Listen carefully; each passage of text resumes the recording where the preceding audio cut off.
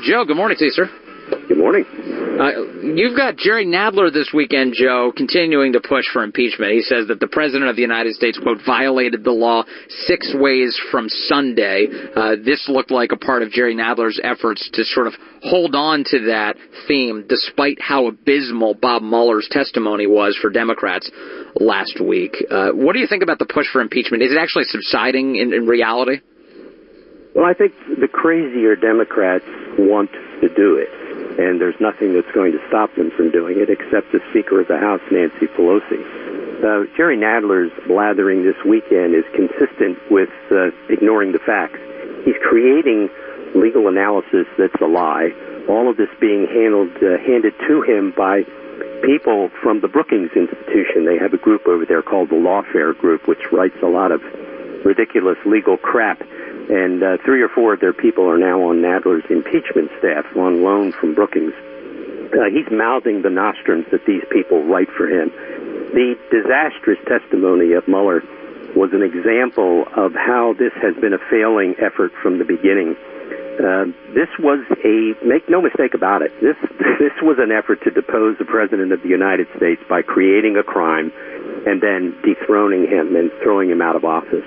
They failed at that because Andrew Weissman didn't get his interview with the President of the United States. Remember, the only thing this investigation was ever about that Mueller was conducting, Weissman really, was they knew there was no Russian collusion from day one, so they used that as a pretext to end up with an interview of the President where they were going to find that he had lied, report that to Congress, and then recommend his impeachment. That didn't happen because the President's lawyers, both paid and unpaid, recommended he should never sit down with Weissman. He didn't. The Weissman's people lost, and then they wrote an ugly, vindictive, unprofessional, unethical report about the President of the United States, which set constitutional law on its head by claiming that they couldn't exonerate the President, thus obliterating the presumption of innocence and due process in the U.S. Constitution. Only Democrats would find that to be just fine. Yeah, it was a wild thing to watch. This, of course, all of this, and as you know, the media, of course, showing no apology for how it handled all of these things, despite the fact that that team, Mueller's team, Weissman's team, loaded with Hillary donors and lawyers for Hillary aides. I mean, it just makes no sense. And, of course, the impeachment thing is still being pushed. And then you've got Nancy Pelosi, who met with Alexandria Ocasio-Cortez on Friday, and begging her to back off. But I don't think AOC is going to do it. Do you, Joe? No, those 4 maniacs led by Cortez are really on their own thing. This is the net result of radical policies finding their way up through the groundswell in the Democratic Party. Trump has, by virtue of his mere presence and defeating the loved one, Hillary, created a monster. And the monster is those 4 women. Pelosi looks very weak. She's Speaker in name only, make no doubt about it. She's still very powerful. She can make committee assignments. She can do all sorts of things. But the truth is, she's too smart to know how serious, not to know how serious her problem is. They're just a few nuts away from going down the impeachment road. If they go that route, if they do try to impeach the President, they're definitely going to lose the House. They have a very good chance of losing it now as a result of their public posture on many issues. Yeah. But if they try to impeach the President and start proceedings, they will definitely lose the House. Trying to figure out the beginnings of how this all happened, the Russia investigation, has been a real task. And I know there are people who are work on it. You talk a lot about John Durham. But I want to ask you about an announcement this weekend that the President made, which is his Director of National Intelligence, Dan Coats, is leaving. And he will be replaced by Congressman John Ratcliffe, who was especially tough on Bob Mueller this past week. Does this replacement mean that we will much more quickly be able to get to the bottom of what happened inside of our intelligence community? Probably not. Dan Coats is gone because he had outlived his usefulness. When he did that famous interview out at in wherever that Aspen place is in Colorado, where he made snitty remarks about the President of the United States and Putin, he was done. That disrespectful performance among friends at the Aspen Institute, it just came into my head, was the end of his job. But here's the truth. The reason Barr was given declassification authority was because Coates was in the way, as was Chris Wray, the FBI director. They were fighting tooth and nail, phony cover-ups allegedly to protect sources and methods, when Chris Wray was simply trying to protect the FBI from the just hugely embarrassing details that are going to come out. By the way, the declassification process will start this week. There are going to be documents released, I think, by Wednesday. The Attorney General, as I understand it, is in the process of getting those ready to come out. There are going to be some of the Devin Nunes documents that he requested, and then a series of other releases will come after that.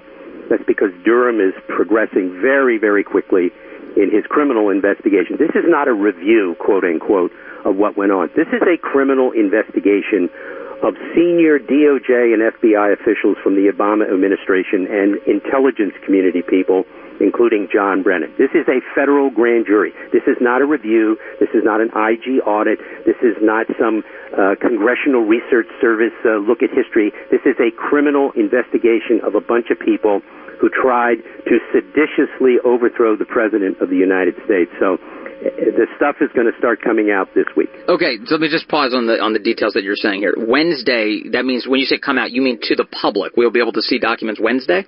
My understanding is by Wednesday, yes. Okay, and then on the issue of Devin Nunes, what were the documents Devin Nunes was seeking? Was this related to unmasking or wiretapping? What? They were all the things related to. He made several requests by letter, as you know, of various items, 302s, applications for the FISA court. I mean, Devin Nunes has made many requests for declassification. I'm not sure which ones are going to come out first, but they're coming now. That's what we've been told. All right, and now we've been told. Thank you for that. More with Joe diGenova in a moment. All right, we're talking to former U.S. Attorney Joe diGenova. Always great to talk to Joe on a Monday. Joining me this morning, too, is Kelsey Bowler from the Heritage Foundation and Independent Women's Forum. Kelsey, you've got a question for Joe.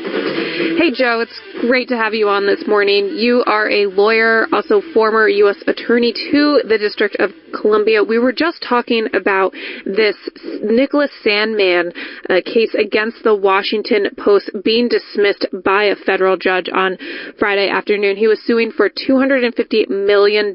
We wanted to ask you, how much of a setback is this for Sandmann, and does he still have a case against these other news organizations that he is still suing?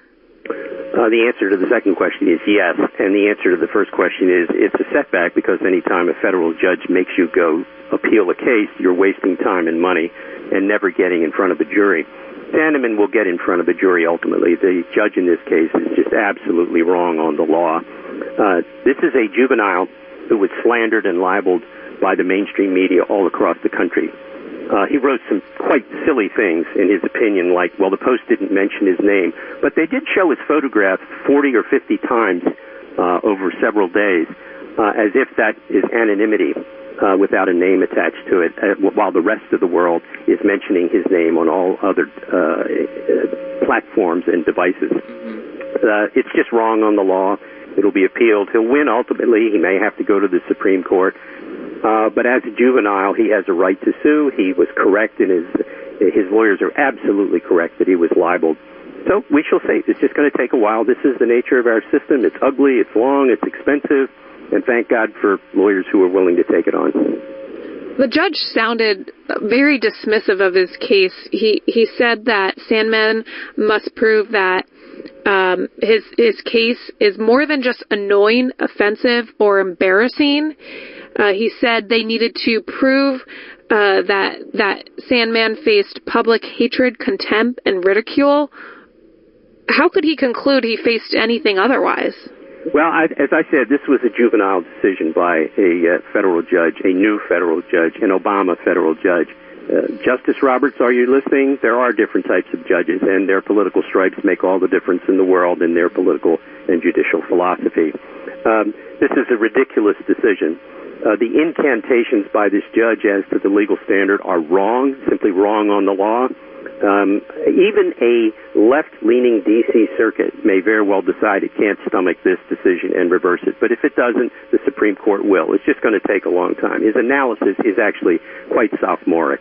Okay, let's talk about another court case. The Supreme Court on Friday said the President of the United States is perfectly within his rights and powers to proceed with using military funds for border wall construction. Nancy Pelosi was one of the first Democrats to scream about this, saying that our founders designed this democracy governed by the people, not a monarchy, she insisted. Although to me, Joe, it kind of looks like, no, another branch of government weighed in and said he's got the power to do this. That is democracy, isn't it? Well, Nancy Pelosi forgot that the president we had for the last 8 years before Trump was a pharaoh. Maybe not a monarch, but actually more powerful than a monarch. We had a pharaoh, Barack Obama.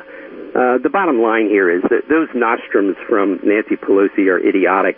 This was a simple reprogramming of already appropriated funds, which the president has the authority to do under the military construction bill. This is just nonsense. This was such an easy call. Now, of course, the 4 liberals on the court couldn't stand it, which is fine. That's why we have a Supreme Court. Roberts went along, God only knows why, but we have a 5-4 reprogramming, $2.5 billion to the border, and we'll get some wall built, which is all to the good, can't hurt. Maybe it'll help. I hope it does. But Pelosi's just dead wrong, as usual. Yeah, and the Supreme Court ruling with Trump this weekend, one of 2 victories he got on the border. Also, Guatemala agreeing to become a safe third country, which is a big deal for the president's immigration efforts. Joe, I also want to ask you about the other fight the president's having, and that's with Elijah Cummings and the Democratic Party at large in Baltimore. The president was talking about the rodent-infested state of Elijah Cummings' district, and a whole bunch of people, including in the media, are accusing the president of racism for daring to point these facts out. What do you make of this, Pat? Well, this is the old thing. If you're a Democrat and you're black or a woman, you get to claim anything you want. Sexism, racism. The fact is, Elijah Cummings is a very powerful member of Congress who is investigating the president, his family, and his businesses. He says a lot of nasty things about the president. The president decided he was going to say something nasty about Cummings and his district. Politics ain't beanbag. Now, it's really fascinating. Bernie Sanders, in 2015, while campaigning in Baltimore, said of Baltimore, this is third world country. That's Bernie Sanders in 2015, talking about Elijah Cummings City. Then in 2018, the then mayor of Baltimore, Mayor Pugh, said, what the hell?